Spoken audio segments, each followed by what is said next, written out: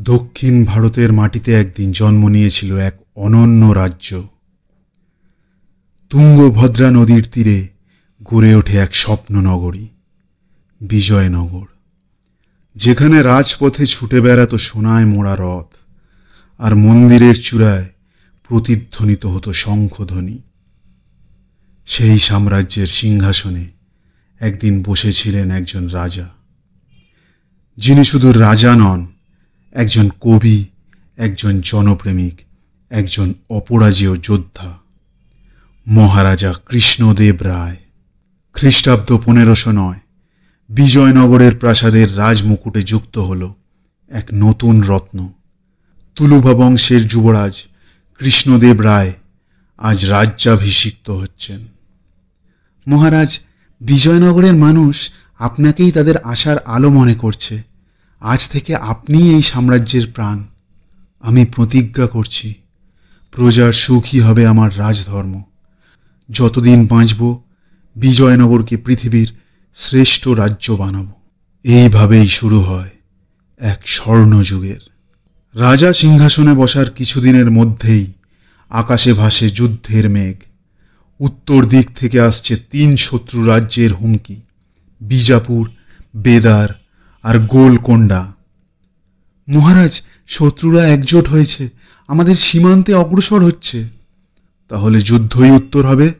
বিজয়নগরের প্রতিটি সৈনিক আজ শপথ নিক, এই মাটি কখনোই পরাজয় চিনবে না। তুঙ্গভদ্রার তীরে দাঁড়িয়ে রাজা সচক্ষে দেখলেন হাজার হাজার সৈন্য যুদ্ধের জন্য প্রস্তুত। তার চোখে তখন দীপ্তি, আগুন আর আত্মবিশ্বাসের মিশেল। রায়চুনের প্রান্তরে শুরু হলো এক ভয়ঙ্কর যুদ্ধ। আকাশে উড়ছে তীর, মাটিতে ঝলকাচ্ছে তলোয়ার, হাতির গর্জনে কেঁপে উঠছে ভূমি। 3 দিন 3 রাত পর ধুলো থেমে গেলে দেখা গেল বিজাপুর সেনারা পিছু হটেছে, আর রায়চুনের কেল্লায় উঠছে বিজয়নগরের পতাকা। রাজা কৃষ্ণদেব রায় সেই দিন থেকেই পরিচিত হলেন দক্ষিণের সিংহ, এক অপরাজিত বীর নামে। যুদ্ধ শেষে যখন রাজা ফিরে এলেন প্রাসাদে, বিজয় উৎসব চলল সপ্তাহের পর সপ্তাহ ধরে। দরবারে জড়ো হলেন পণ্ডিত, কবি, সঙ্গীতজ্ঞরা। কৃষ্ণদেব রায়ের দরবারে ছিলেন 8 মহাপণ্ডিত, অষ্টদিগ্গজ, আর তাঁদের মধ্যে সবচেয়ে বিখ্যাত, চতুর ও বুদ্ধিমান মজার মানুষ তেনালি রামন। হাসির স্বরে তেনালি বললেন, মহারাজ, যুদ্ধ জিতে ফেলার পরেও যদি আপনি না হাসেন, তবে বিজয় কিসের? রাজা তেনালিকে বললেন, তেনালি, তোমার জ্ঞান কখনোই শেষ হয় না। রাজা যতই বীর হোক, বুদ্ধির কাছে তাকেও মাথা নত করতে হয়। তেনালি রামন রাজাকে হাসাতেন, কিন্তু তাঁর কথার মধ্যে থাকত গভীর দর্শন। রাজা বুঝতেন বুদ্ধি আর বিনয়ী রাজত্বের প্রকৃত অলঙ্কার। সেই দরবারেই কৃষ্ণদেব রায় রচনা করেন তার বিখ্যাত মহাকাব্য আমুক্তমাল্যদা, যেখানে তিনি শিখিয়েছেন ধর্ম মানে প্রজার সেবা, প্রেম মানে কর্তব্যে স্থির থাকা। রাজা কৃষ্ণদেব রায়ের সবচেয়ে বড় গৌরব ছিল তার প্রজাদের ভালোবাসা।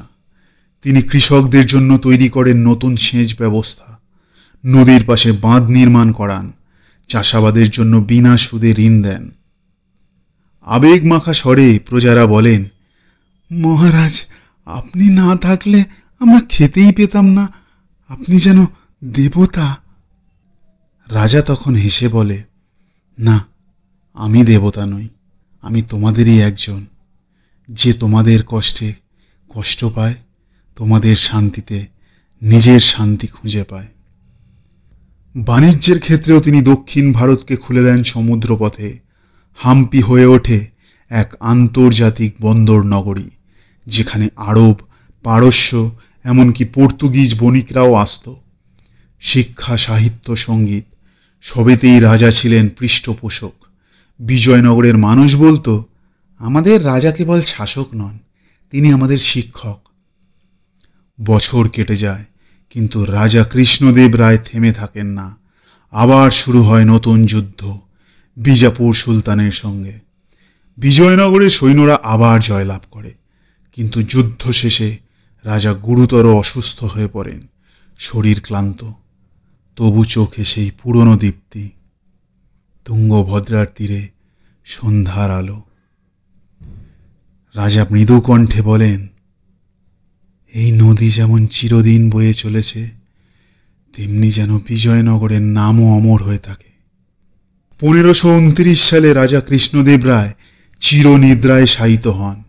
রাজ্যের প্রতিটি প্রান্তে বাজতে থাকে শোকের ঘণ্টা। মানুষ বলে, আজ আমাদের রাজা চলে গেলেন, কিন্তু তাঁর মহিমা চিরজীবী রইল। আজও হাম্পির ধ্বংসাবশেষে দাঁড়িয়ে যদি কেউ চোখ বন্ধ করে, তবে যেন শুনতে পায় সেই পুরনো শব্দ, ঘোড়ার খুঁড়ের আওয়াজ, তেনালির হাসি আর মহারাজার কণ্ঠ, প্রজার সুখেই আমার রাজ্য। মহারাজা কৃষ্ণদেব রায় একজন কবি রাজা, যিনি প্রমাণ করেছিলেন তলোয়ারের শক্তি আর কলমের মহিমা দুটোই একত্রে ইতিহাস সৃষ্টি করে।